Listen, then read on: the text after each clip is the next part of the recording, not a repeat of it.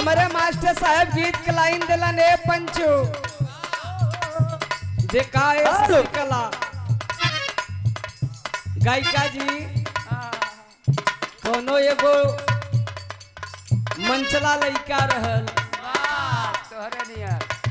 तोहरे नियर कोनो लड़की रहल बड़ी सज धज के रूप एकदम कचकचवा बना के चल दिलस त लड़कवा देख करके ओकरे सूरतिया पे मोहित हो गई। क्या बात है। और जब मोहित हो गए तब वो लड़कवा कहत बा मास्टर का कहत बा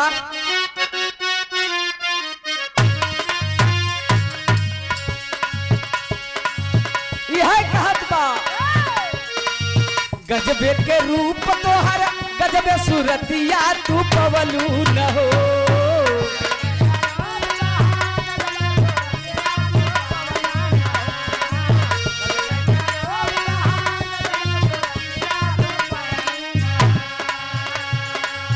गजबे के रूप तोहरा गजबे सूरतिया तू पवलू न हो। रानी हमके दीवाना बनवलू न हो।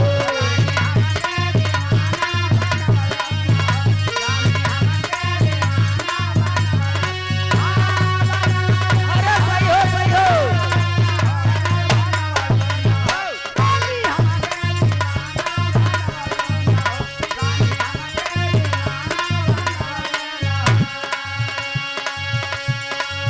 कहिया बताई बताई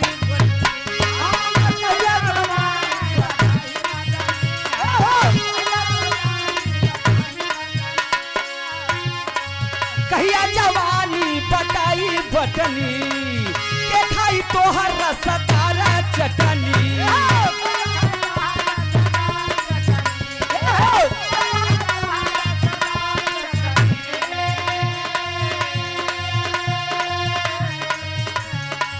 कबहू देखवलू ना तनिक चिखवलू मुहवलू न हो।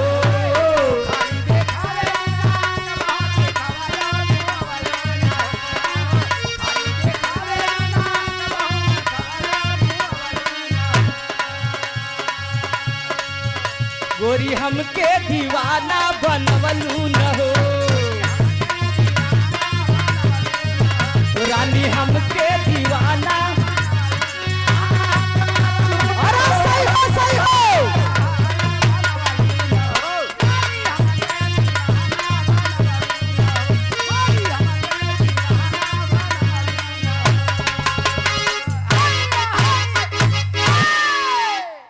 बड़ा बढ़िया हो से चौलर सुना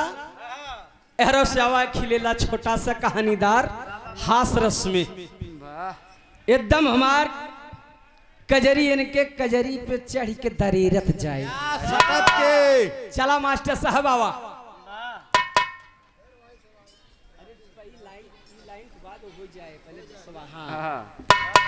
देखा बाबूजी की ओर से बहुत रुपया दे के सम्मान कलन बहुत बहुत प्रणाम बा सब भैया के साथ साथ बल्कि प्रणाम बा आवा मास्टर।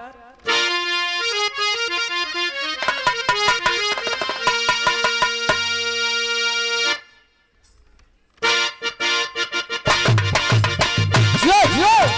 क्या बात है।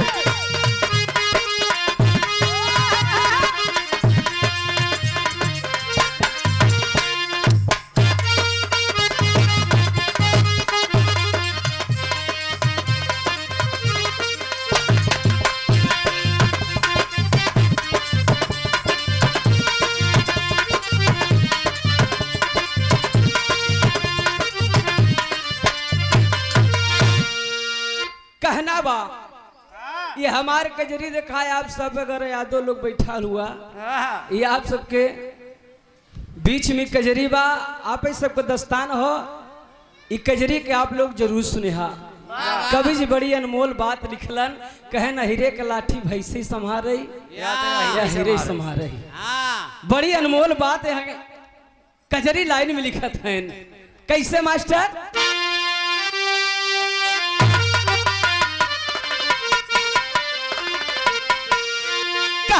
कठी अरे कठी ना हो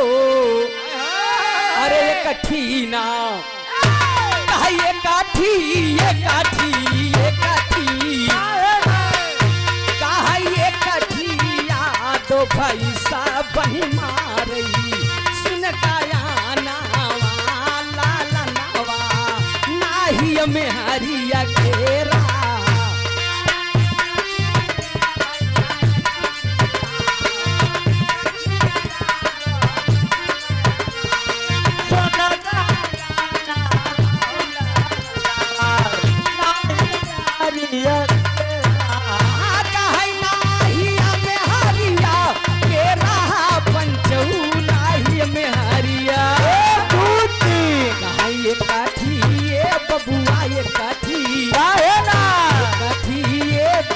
ये कठी ये कठिया दो भाई सा बनी मारई सुना गाया नावा लाला नावा नाही में हरिया घेरा अरे नाही में हरिया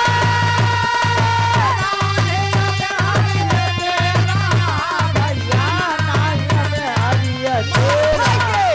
कहाँ ये कठिया ये भैया ये कठिया ये कठिया दो भाई जबान तारई सुन गया नावा लाला नावा नाही में हरिया घेरा एक ठी यादव भैंस बन मारे सुन गया नवा ललनवा नाही मेहरी के रहा बात का समझ ल बाबू कहानी हो कैसन कहानी एकदम जैसे शीशा में सूरत लौकेला साफ साफ कहानी फरियाई एक ठी यादव जी रहन अपने ससुरारी से भैंस पाए रहन बियाह हो गया और दहेज में नहीं भैंस मिली रही लई आयन धीरे धीरे 2-4 साल 5 साल बीत गया न उनकर भैंस बियात बा न उनके मेहरारू के लड़के होत बा यादव जी परेशान हो गए कहे बाप रे बाप जब से भैंस लियाए है एका खियाऊ पियाऊ व्यर्था बा ए भैया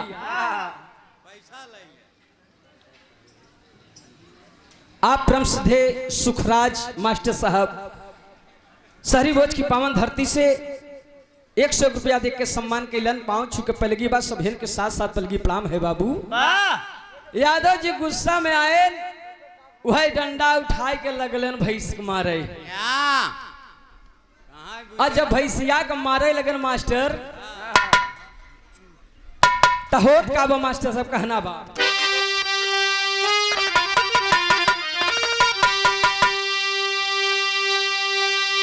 जब भैंसिया के मारे लगन तब तलक भगवान भोलेनाथ माई पार्वती जात रहन माई पार्वती भगवान भोलेनाथ जात रहे माई पार्वती कहाँ ये बौरहू हाई देखा था हीरा के मार मारा तब भैंसिया के जनी का है विदा डंडा ए भैया आखिर तब तलक भगवान भोलेनाथ आवत हन करत काहन मास्टर साहब कहना बा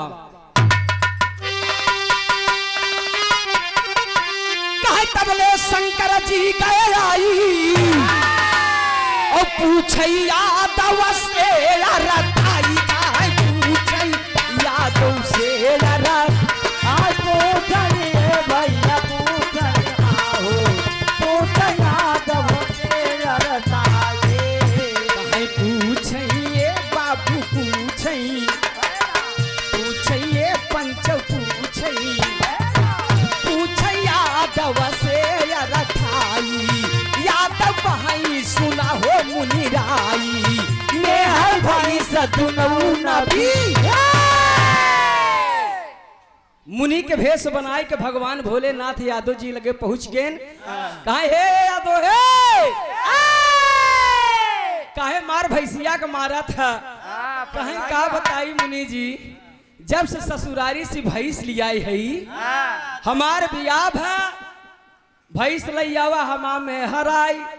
हमार दुल्हन आई न मेहरारू के लड़के होत न भैंसिया बिया तई बा खियाऊ पियाऊ सब व्यर्थई बा यही से का मारा थई अरे बाप रे बाप मुनि जी कहाँ यही बतिया बा कहे अच्छा ठीक बा उ यादव जी का जाने के भगवान भोलेनाथ हैं मुनि के भेष में कहीं लाखी तो है डंडा देते एक हाथे के डंडा दे देन कहीं हलला कहीं डंडा का कमाल बा है मुनि जी कहीं सुना तो पहले आखिर करत का है मास्टर साहब कहीं शिवाजी ये पंचौ शिवाजी कहीं शिवाजी ये दादा शिवाजी शिवजी डंडा दिए न थमाई सुन गाया नावा लाला नावा नाही में हरिया घेरा शिवाजी आए भैया शिवाजी आओ शिवाजी कमाई नवन जाना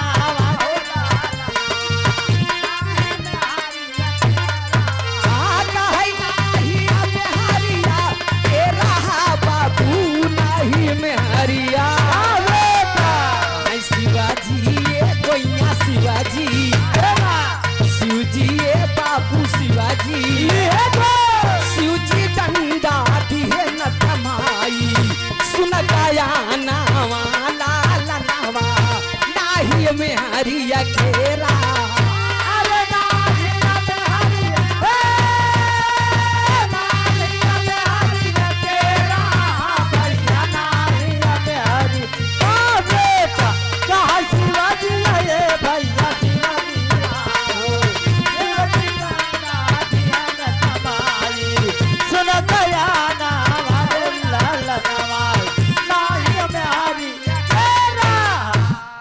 मुनि जी वही डंडा दे दहन कहीं हल्ला यादव जी ऐसन ऐसन डंडा नहीं ने कहीं डंडवा से होए का मुनि जी यादव जितना बात कहन मुनि जी बतावाई जवन डंडवा देते है ऐसे होए का भाई तोहार डंडा कोने काम के कहीं सुनाई डंडा का हम बात बतावत है मुनि जी शंकर जी का बतावत है बाबू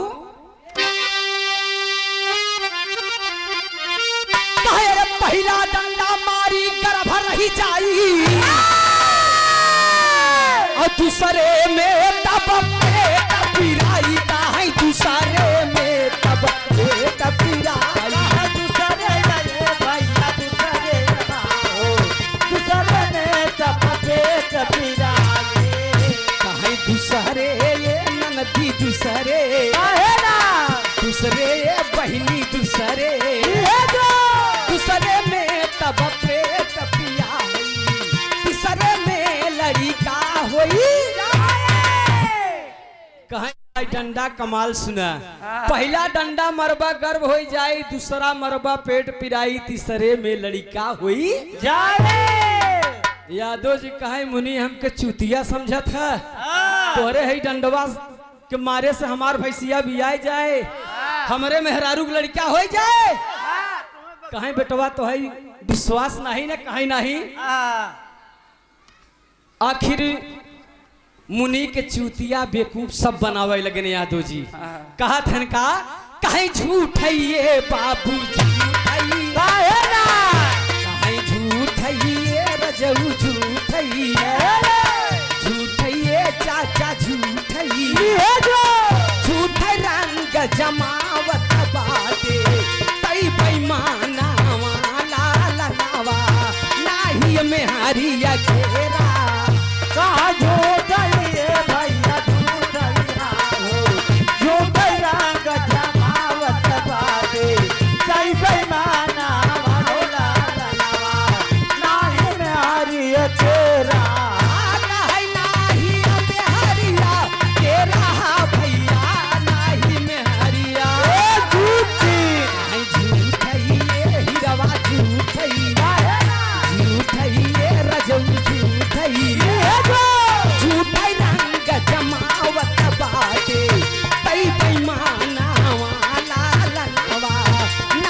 में हरिया घेरा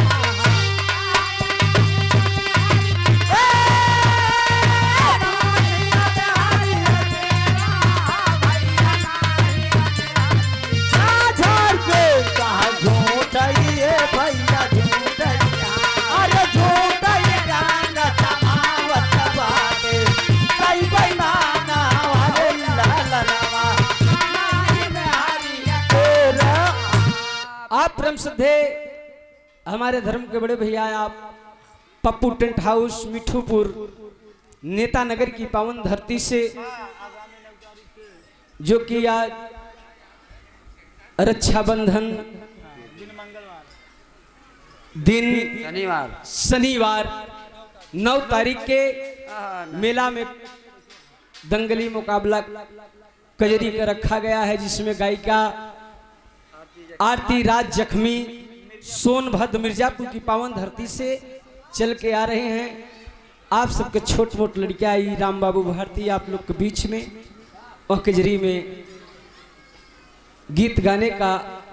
आप लोग के बीच में प्यार दुलार आशीर्वाद चाहता है। बहुत रुपया दे के सम्मान के लिए बहुत बहुत प्रणाम बा, आशीर्वाद की जरूरत है। बाप के समझ ला ए बाबू यादव जी कहे हमके चूतिया समझा था, तोहरे डंडा मारे से हमार भैंस बियाई जाए, हमें मेहरारू की लड़किया हो जाए। मुनि जी कहे बेटवा तो है विश्वास ना कहे ना ही कहे अजमाई के देख ले कैलन का मास्टर साहब कहना बा।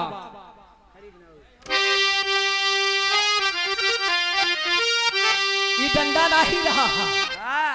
ए भैया, वरदानी डंडा रहा पट्टे पगला नहीं का वरदानी डंडा रहा साधारण। ए भैया कैलन का मास्टर कायर शंकर जी रहे समझाई और बेटा अभी ले वाया जमाई का बेटा अभी ले वाया जमाई बेटा ये भैया बेटा बेटा ले वाया दिया जमाई बेटा ये बाबू बेटा है ना बेटा ये भैया बेटा ले जो बेटा अभी ले वाया जमाई या तो भाई सघरे लई आई खरी बनाऊ रदी है न दो। आप ब्रह्मसिद्धे राजेंद्र पटेल खड़ारा की पावन धरती से 51 रुपया दे के सम्मान कैलन। बहुत बहुत प्रणाम बा, सभी के साथ साथ पलगी प्रणाम बा। यादव जी कहे अगर मुनि कहते हैं तो जमाई के देख ले गैन खूटा में से भैंस खोल के लैया नादे लगाई देहन खरी बेनऊ डोलाई देहन भैंस खाए लगे वह जवन एक हाथे डंडा दे रहन शंकर जी मुनि डंडवा ले कि सोचा तो मारी भी आए कि न भी आए, मारी भी आए कि न भी आए। सोचा था कहीं अजमाई के देख ले तो डंडा के मारे से लड़कियां होत तो डंडा के मारे से भैंस बिया था लड़किया हो जाए। कहे अजमाई ले कैलन का कहे खींच के पंच खींच के कहे खींच के दादा खींच के खींच के बाबू खींच के खींच के तीना डंडा मार सा तब बेईमाना वाला लगावा नाही में हरिया केरा कहा खींच के भैया खींच के आओ खींच के तीना डंडा मारल सा तब बेईमाना